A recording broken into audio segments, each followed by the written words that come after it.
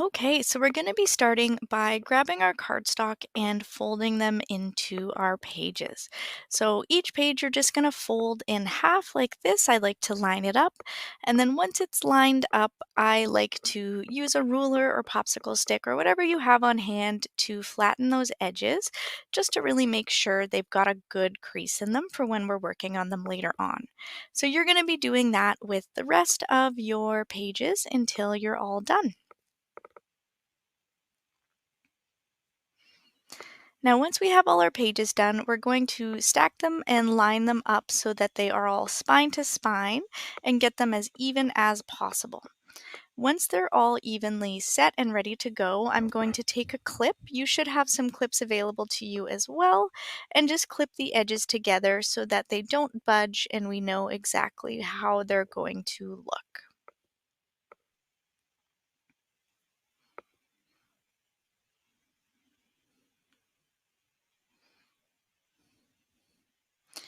Now, once we've got it all clipped and ready to go, I'm going to be drawing some guidelines for the sewing that we're going to be doing later on. So it's going to be 4 lines spaced evenly across the book, about an inch in and an inch apart, as you can see on the screen here. It doesn't have to be perfect. If you get around those measurements, that should be a-okay. You just want to make sure you're really getting it on every page because we're going to be using these as guidelines later on. Now I'm doing one last line at the very end. Now this one we're not going to be using for sewing, but it's a guideline to remember what direction our pages are facing, just because that's going to be important when we're sewing later on.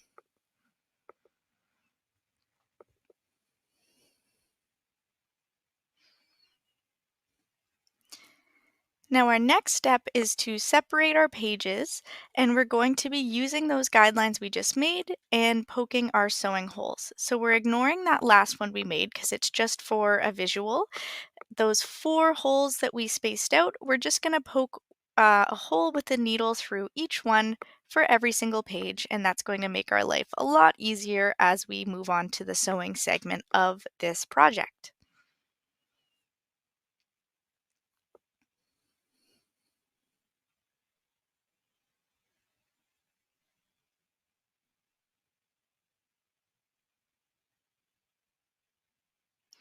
Now we're going to be measuring out our thread. So for the thread measurement, you want at least your wingspan. I like to do my wingspan and slightly longer just to make sure I've got a little bit extra.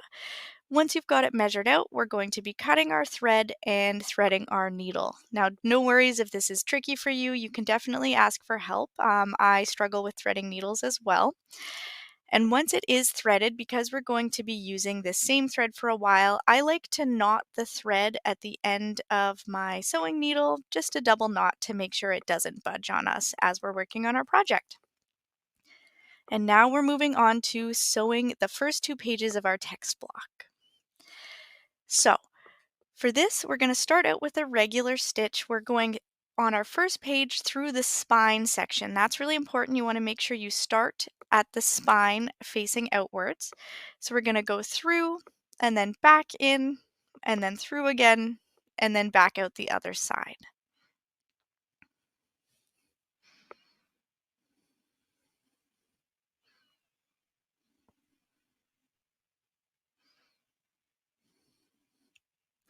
Now, once we've made it out of our final hole there, we're going to want to pull almost all of our excess thread through because that's the thread we're going to be using for the rest of our pages. You do want to leave a little bit of a tail just so we can tie this off after. And this is what it should look like. Now we're going to grab our next piece, and again, we're going right through the spine and we're matching that guideline up at the end there. So we want to go spine to spine and go once again in through the spine, and we're going to continue our regular sewing pattern up to the top of the page. And that guideline is there just to ensure that all of the holes are matching up, so you want to make sure that guideline is facing the right direction every time you pick a new page.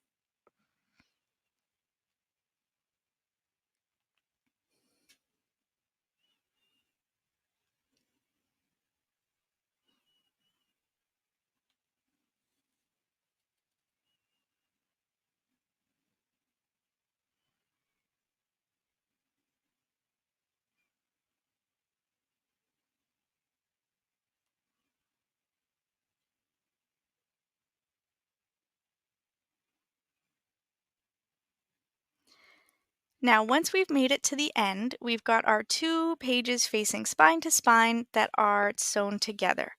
So we want to now tie off that top section, but before I do that, I'm just going to use my clips to secure the pages again.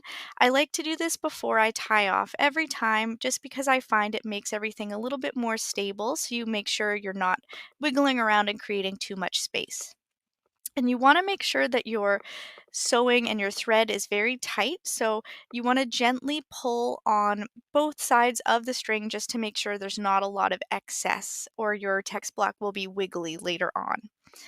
Once we've got it ready, we're just going to tie those two pieces off, kind of just like a regular knot. I'm double knotting it here just to make sure it's strong. And once that's knotted, you want to be cutting off that short tail end and keeping that long thread with the sewing needle for the rest of the sewing we'll be doing. So we're just going to snip that little tail.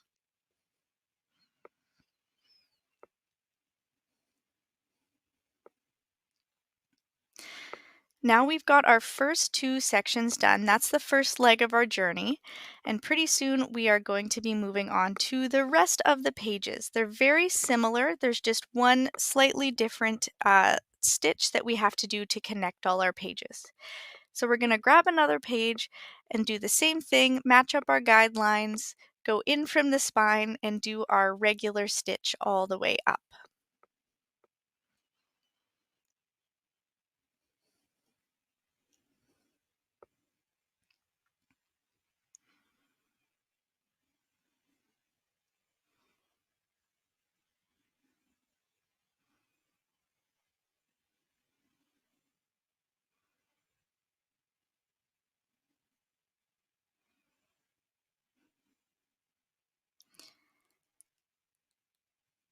Now, once we make it to the top, I'm once again going to be clipping this in place, just to, again, make sure that everything is stable as we move on to the tying section.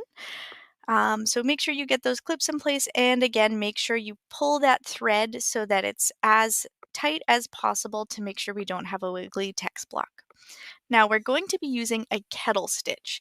This is going to loop through the previous stitch that we made and come out and tie again, just so that the new page can be connected to the old page. You'll get a demonstration very soon. If you have questions, please ask. Now, as you can see, we're going to be taking the needle and looping it through the thread of the old tie that we made in the first two pages. And then we're just going to be tying that loop off with a regular knot. Now I know that one was not a great example because my finger was in the way, but fear not, there is a second example coming up very soon, so you'll be able to get another visual. Now once we've done our kettle stitch and we've looped our threads and got everything tied off, our text block should be secure at the top and the bottom, and we're ready to move on to our next page. And we just continue with this journey until we've done all of our pages. And I'll do another one right here so you can watch again.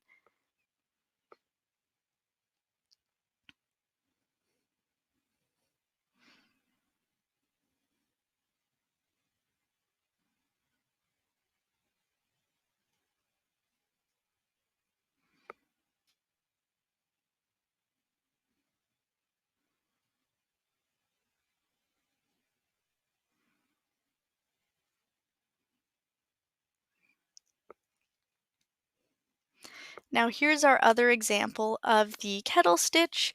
So remember, now we've gone the other direction. We're going to be clipping our text block off and making sure everything is nice and tight. And now that we're here, we're taking the needle and we're putting it under our last stitch on the other two pages in front. And once we've got under, we're going to be looping through that with a regular knot and tying it off.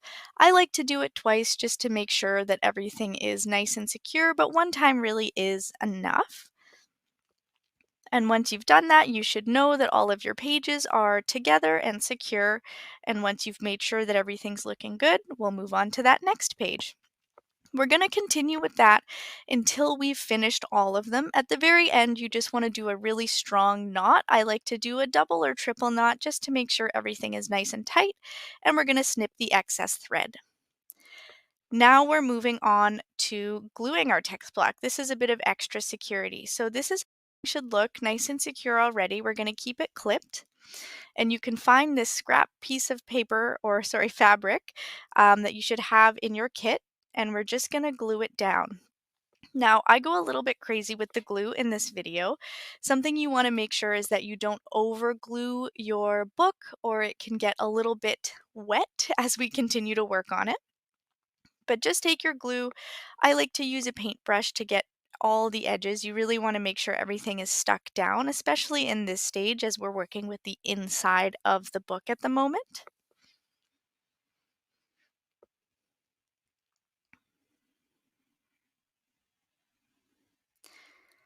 Now for this, I have also decided to put a little bit of glue onto the text block itself. Here you really want to make sure you're being sparing so that glue doesn't drip down and get inside your pages. But if your text block is tight enough, you should be able to brush a little bit on. And this is just going to ensure that your book stays together even if you have a little bit of wiggle room in your sewing. Once everything is nice and glued, we're just going to take our scrap fabric and lay the glued side down over top of our spine and fold our edges over. And it's kind of like a nice hug just to make sure all of our pages are secure. Now this is going to get a bit messy. You're going to want to use your hands to smooth everything down. If you need to add a little bit of extra glue on the corners, go right ahead. Sometimes brushing glue over the top helps everything stick. And we're just going to make sure everything is nice and flat. Once that's done, we're going to take our text block and we're just going to set it aside to dry as we move on to making our cover piece.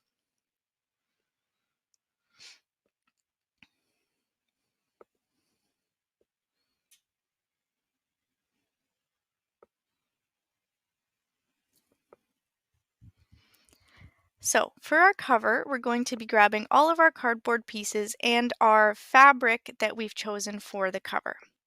You're going to want to lay everything out on top of the fabric just like this in the middle and leave about, I would say, a quarter of a centimeter in between that spine piece in the middle and each of our cover pieces there.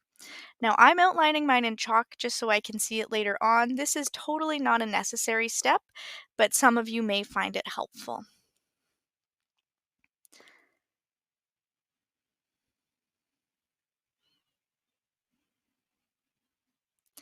Once we've got our measurements out, we're getting into glue central. So this will get a little bit messy. And again, I want to remind you, don't follow my example. I went a little bit crazy with the glue. You want to have enough that it sticks, but you don't want it to be soaked because that can come into problems later as it's drying. So I put the glue on and I've spread it out, and we're just going to be putting it right back into where our example was, following those chalk lines. We're going to be doing this with every single piece that we have here. Again, when we get to the spine piece, you want to make sure you're leaving a tiny gap in between just to make sure we've got a little bit of bend room for the book.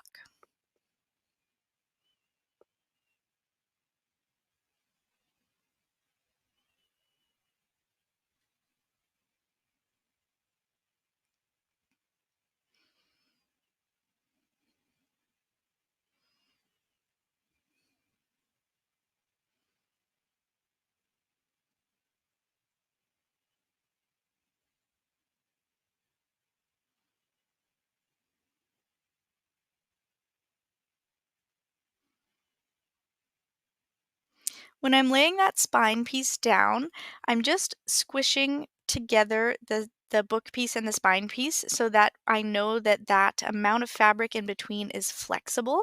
You want that fabric to be not too loose, but a little bit flexible in the middle there, just again so there's enough wiggle room for your book to open.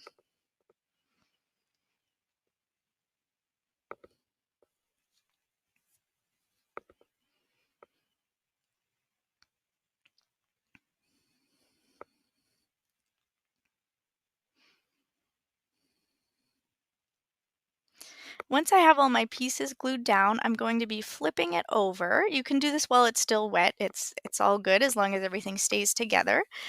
Now I'm taking my ruler here, you might have a popsicle stick, and I'm just going to be going through those tiny gaps we left around the line. This is just going to help the fabric mold a little bit to having those extra wiggle spaces. If you see any wet glue on your fabric, don't worry, it will dry clear, and that will be totally fine.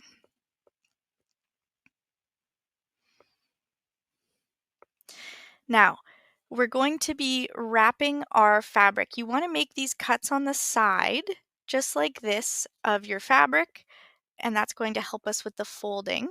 But you want to make sure you're leaving at least, again, a 1/4 centimeter of space, just in case you have any holes when you're wrapping. So I cut a little too close on my example here, so you want to make sure that you're leaving a little bit of extra room for yourself when you do the wrapping. Once we've got it cut, we're going to move on to the gluing. It's quite simple. We're going to glue each cut piece. Again, don't go too crazy with the glue, as I have. Once it's properly glued, all we do is fold it up. Now I'm going to be taking my ruler again and just reinforcing those little gaps in between our spine and our cover to make sure everything flows properly. And it won't be perfect, but this is really just kind of a trial and error, wiggle and figure it out, and it'll come together. And we're just going to continue that on each side. And if you've left yourself enough space, it should wrap nicely around your corners there. If it doesn't, there's no worries. You can always add a little bit of extra fabric or color them in with some marker to make everything look nice and cohesive. And you just want to make sure that you're tugging everything nice and flat and that you're covering at least the outside inch of the book here, because we are going to be putting some paper along the inside to make sure everything looks beautiful at the end, but we're going to have a little gap of it later on.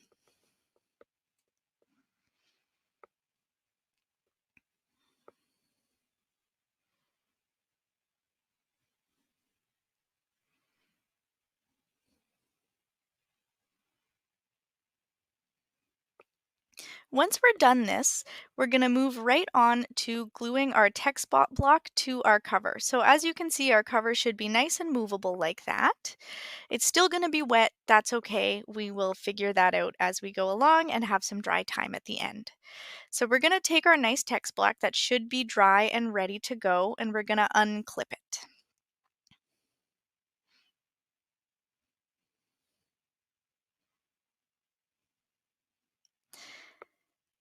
Now that we have our text block, we're going to line it up right on top of that exposed spine in the middle of our cover. The way this is going to work is we're going to take the end pages on either side of our book and glue them down to the cover. That's going to cover up that ugly spot and make sure that everything is nice and secure in our book. Now this again is kind of just, it'll be a little bit of a fiddly process, but I'm sure you'll manage to pull it off. So first I'm gluing that spine down. And that's not going to stick at first, but it will help later on down the line. And then I'm going to start doing my first cover page. I'm just gluing around. Again, you don't want to go too heavy with the glue, but you do want to make sure you're getting all of your corners, because you don't want your corners to be peeling up later on off of the cover, because that's really what's securing these two pieces together. I like to be a little more careful with my glue application here, just to make sure that I'm not bleeding onto the rest of the pages and getting too much glue in the visible areas of the book.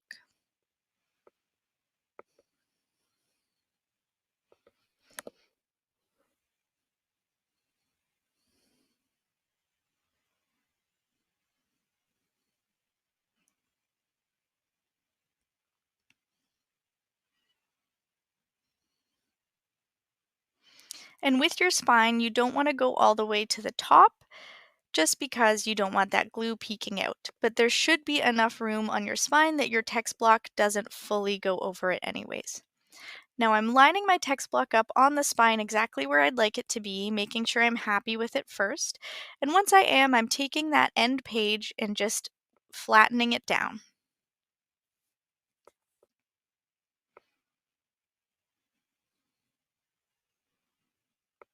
I like to put an extra slip of paper in between just because we've used quite a lot of glue there. So that extra slip of paper can sometimes protect that page from covering the rest of your pages in glue. And we're just going to move on and do our second side.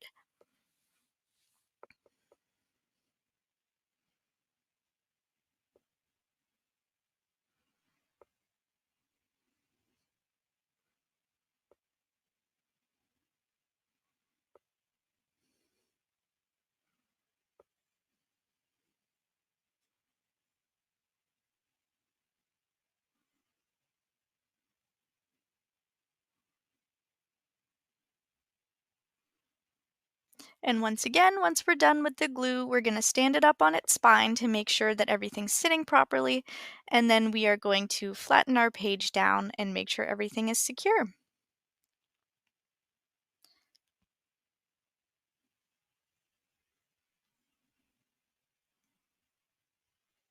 Once again, I'm slipping some scrap paper in between.